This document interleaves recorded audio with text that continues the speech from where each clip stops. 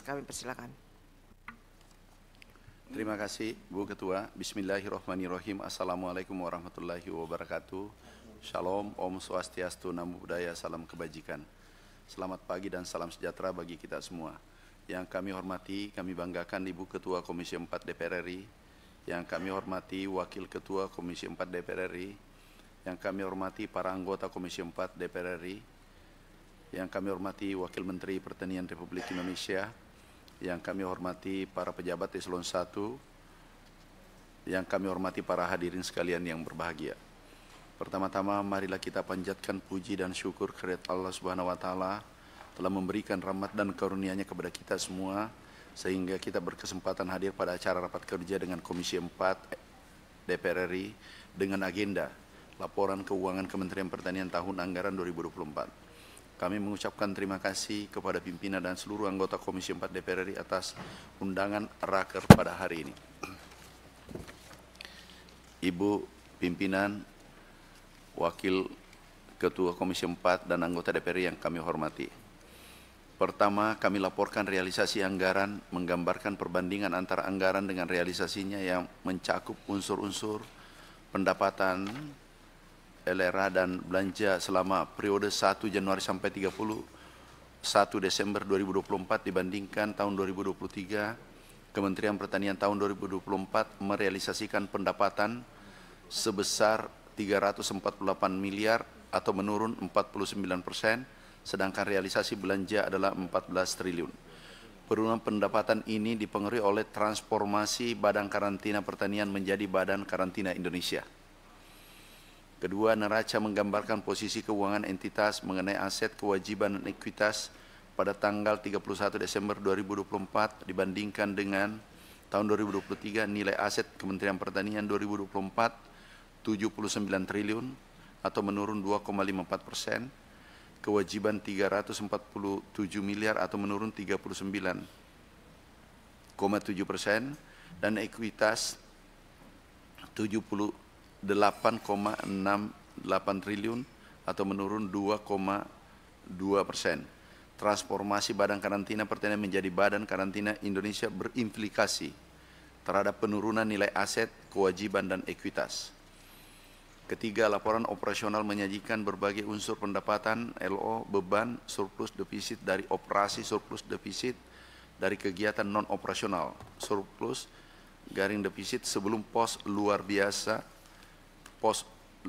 dan surplus garing defisit LO yang diperlukan untuk penyajian yang wajar dibandingkan tahun 2023. Laporan operasional Kementerian Pertanian per 31 Desember 2024 sebagai berikut. Pendapatan 2024 229 miliar atau menurun 61%. Beban 2024 15 triliun atau menurun 0,78%. Secara entitas tahun 2024 terdapat defisit 14,97 triliun atau bertambah 2,67%. Lebih dari 50% pendapatan Kementerian Pertanian selama ini dihasilkan oleh Barantan, sehingga nilai pendapatan Kementan berkurang dan berimplikasi terhadap penurunan nilai beban dan penambahan defisit laporan operasional. Keempat, laporan perubahan ekuitas dan catatan atas laporan keuangan LPE menyajikan informasi kenaikan atau penurunan ekuitas tahun pelaporan dibandingkan dengan tahun sebelumnya. Sedangkan CALK menyajikan informasi tentang penjelasan atau daftar terinci atau analisis atas nilai suatu pos yang disajikan dalam LRA. Neraca, LO, dan LPE perubahan ekuitas Kementerian Pertanian per 31 Desember 2024 sebesar 78 triliun, berkurang 2,28% dibandingkan tahun 2023. Selain perubahan ekuitas, Kementerian Pertanian menyajikan dalam catatan laporan keuangan penting diantaranya: pagu anggaran awal APBN Kementan 2024 14,73 triliun, sedangkan pagu akhir 15,62 triliun. Perubahan pagu ini diakibatkan adanya perubahan kebijakan seperti automatic adjustment, refocusing, upaya khusus padi dan jagung, program pompanisasi, anggaran belanja tambahan ABT. Pada tahun 2024 terjadi alih status penggunaan BMN dari Barantan menjadi Barantin. 1,53 triliun atau 34,76% dari total nilai aset. Tetap sebesar 4,39 triliun. Namun demikian untuk posisi saat ini per 14 Juli 2025 aset BMN sudah 100% ditransfer ke Barantin. Pada November 2024 telah terbit Perpres nomor 192/2024 tentang Kementerian Pertanian yang berlaku di tahun 2025 sebagai pengganti Perpres nomor 117/2022 tentang Kementerian Pertanian yang di dalamnya memuat penambahan eselon 1 yaitu Direktorat Jenderal Lahan dan Irigasi Pertanian. Pimpinan dan anggota Komisi 4 DPR RI yang kami hormati, perlu kami laporkan bahwa berdasarkan ringkasan eksekutif laporan hasil pemeriksaan BPK dan LKPP tahun 2024 pada tabel rincian opini atas laporan keuangan kementerian, lembaga dan laporan keuangan bendahara umum negara, BPK memberikan opini wajar tanpa pengecualian atas laporan keuangan Kementerian Pertanian tahun 2024. Pencapaian ini merupakan hasil kerja keras bersama termasuk arahan bimbingan dari Komisi Ibu Ketua, pimpinan dan anggota Komisi 4 DPR RI lainnya. Izin Ibu Ketua, pimpinan dan anggota Komisi 4 DPR RI, kami ingin menyampaikan satu isu saat ini, yaitu masalah beras. Ini kami sampaikan, kami mencoba menganalisa karena ada anomali di mana 1 bulan lalu itu terjadi penurunan harga di tingkat petani atau penggilingan. Kami ulangi, penurunan harga terjadi di penggilingan atau petani, tetapi terjadi kenaikan di tingkat konsumen. Ini terjadi anomali. Di sisi lain, sesuai BPS, produksi kita naik itu 14% atau 3 juta ton lebih. Ada surplus 3 juta ton lebih dari kebutuhan. Tetapi harga naik, sisi lain petani turun. Harusnya kalau petani naik, baru bisa naik di tingkat konsumen. Sehingga kami mencoba mengecek, ada seluruh Indonesia, ada 10 provinsi penghasil beras terbesar, kami cek 268 merek. Kami cek seluruh Indonesia. Kemudian kami lakukan sampel, itu kami juga cek di lab. Maaf Pak Menteri, tadi laporan mengenai 2024 sudah selesai ya? Sudah. Jadi ini Bapak melaporkan ada tambahan isu-isu yang berkembang di masyarakat. Yep. Baik, silakan. Ini kami periksa di 13 lab. Kami khawatir kalau ada komplain karena ini sangat sensitif. Dan ini kesempatan emas bagi Indonesia untuk menata tata kelola beras karena stok kita besar. Jadi kami tidak khawatir ada kegoncangan karena stok kita ada 4 juta ton. Kemudian yang kedua, kita keluarkan seperti arahan Ibu Ketua kemarin, beras kita sudah mulai keluarkan 360.000 ton, tambah 1,3 juta ton. Kemudian ini 85% yang tidak sesuai standar. Ada yang dioplos, ada yang tidak dioplos, langsung ganti kemasan.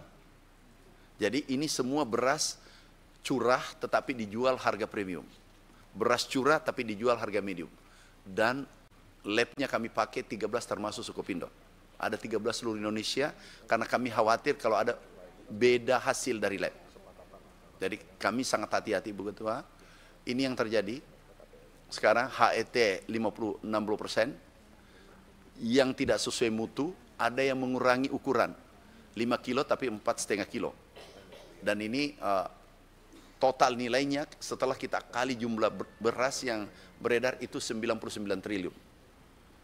Nah, ini tidak cukup. Ada lagi penemuan Satgas karena kami bergerak bersama Satgas dan perdagangan, kami kontak Menteri Perdagangan. Sebelum bergerak kami sampaikan dan hasilnya kami sampaikan. Ternyata juga 2 hari lalu perdagangan turun.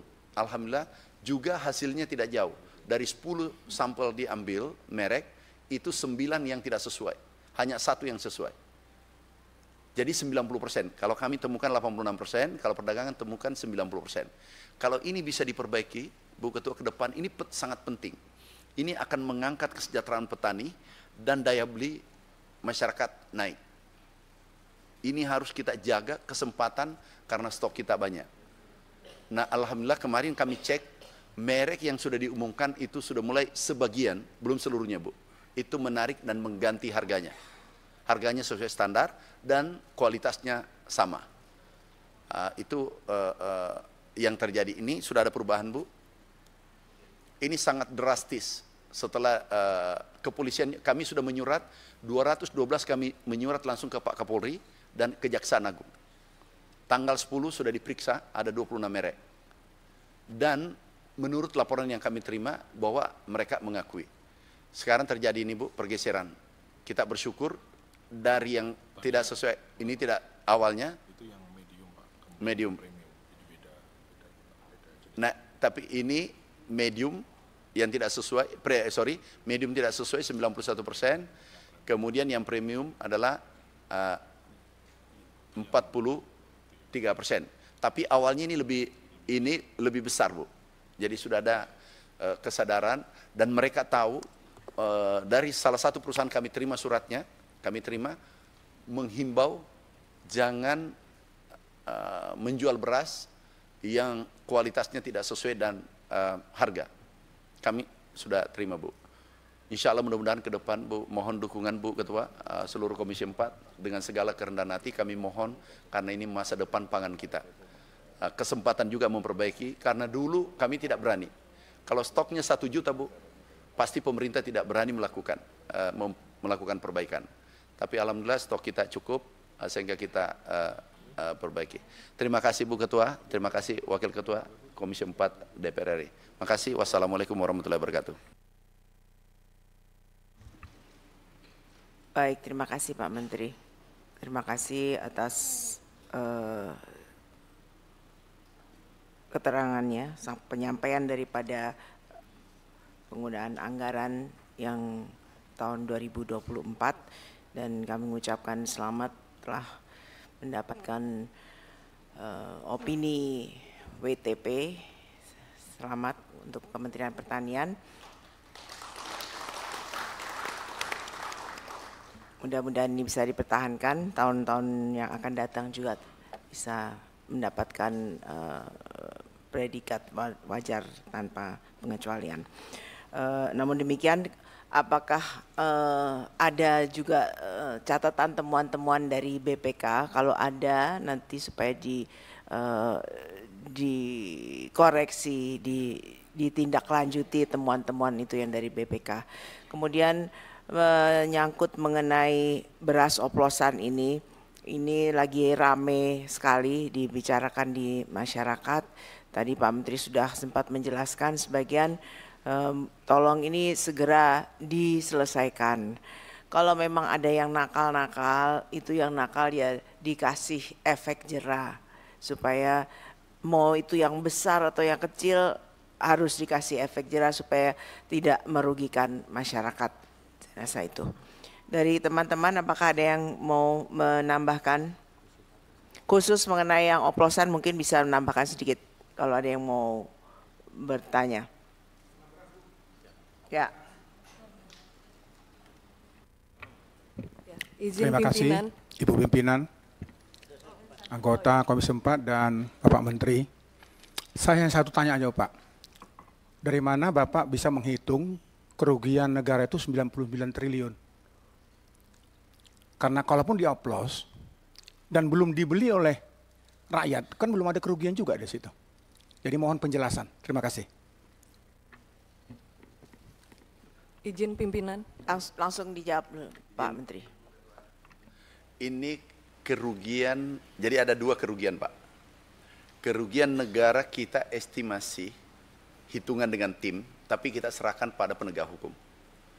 Itu SPHP yang ada, ini sementara pelacakan, penyelidikan, ini SPHP diserahkan pada toko 20% etalase, 80% dioplos jadi premium. Itu satu Pak, ini kerugian negara. Kalau ini 99 triliun, itu adalah masyarakat. Sebenarnya ini 1 tahun, tapi kalau ini terjadi 10 tahun, atau 5 tahun, karena ini bukan hari ini terjadi. Ini sudah berlangsung lama Pak. Tetapi nanti angkanya sudah pasti bukan 100 triliun, pasti di atas. Kalau ini dilacak Pak ke belakang. Jadi kerugian masyarakat, bukan hari ini, tetapi ini sudah, merek ini kan sudah lama Pak, bukan baru tahun ini. Jadi itu, ini beras biasa, ini lab Pak, hasil lab. Ini beras biasa dijual dengan premium. Beras biasa yang apa namanya, beras curah, ini tinggal ganti bungkus dan ada foto-fotonya sama kami Pak. Kami serahkan penegak hukum. Kemudian ini bungkus premium, ini tinggal mau beli yang mana. Jadi kalau premium, jadi harganya yang naik, bukan kualitasnya naik Pak. Ibaratkan gampangannya gini Pak, emas 24 karat, sebenarnya ini 18 karat, tapi dijual 24 karat semua Pak. Jadi itu kami temukan dan bukan kami periksa Pak.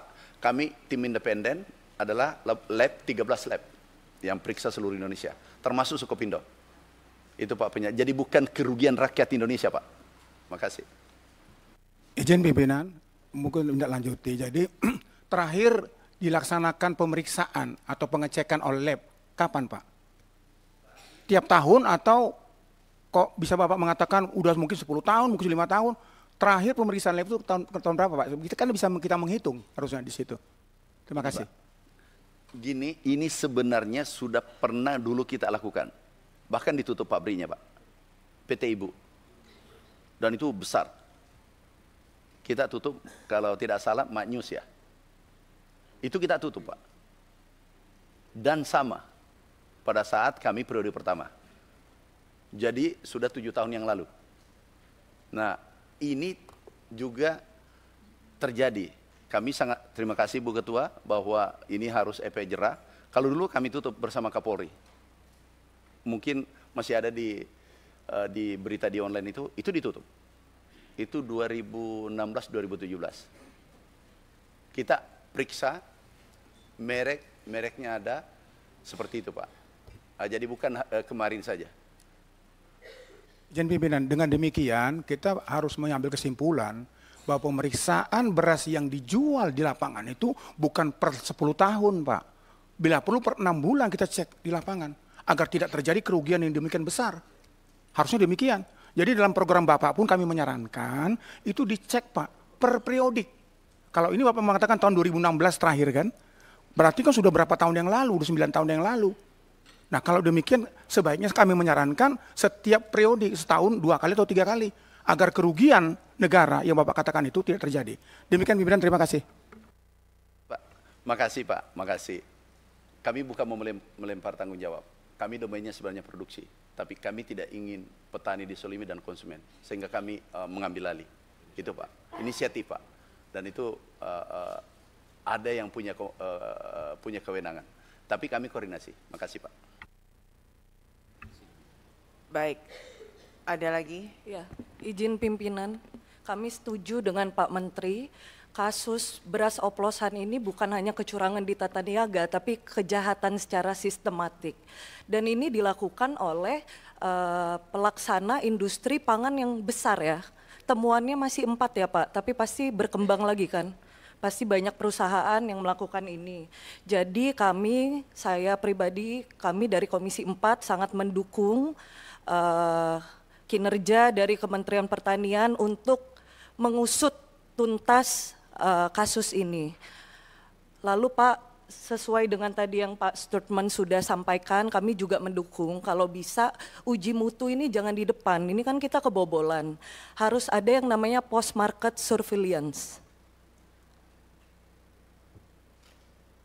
Dan sekali lagi Pak, semoga kita bisa di sini semuanya pemerintah bersama-sama dengan kami sebagai pengawas mengamanatkan Undang-Undang 18 tahun 2012 tentang pangan, di mana negara ini harus hadir menjamin mutu, kualitas, dan nutrisi dari setiap pangan yang dimakan oleh rakyat, yang dikonsumsi oleh rakyat. Terima kasih Pak. Baik, terima kasih. Terima kasih Pak. Izin Bu ada Ketua, pimpinan. Tambah, Bu Bu Ketua. Ketua. Terima kasih Bu Ketua, para pimpinan, anggota, dan Pak Menteri beserta jajaran. Kami tentunya mengapresiasi atas gercep kerja cepat Pak Menteri ya, tetapi bahwa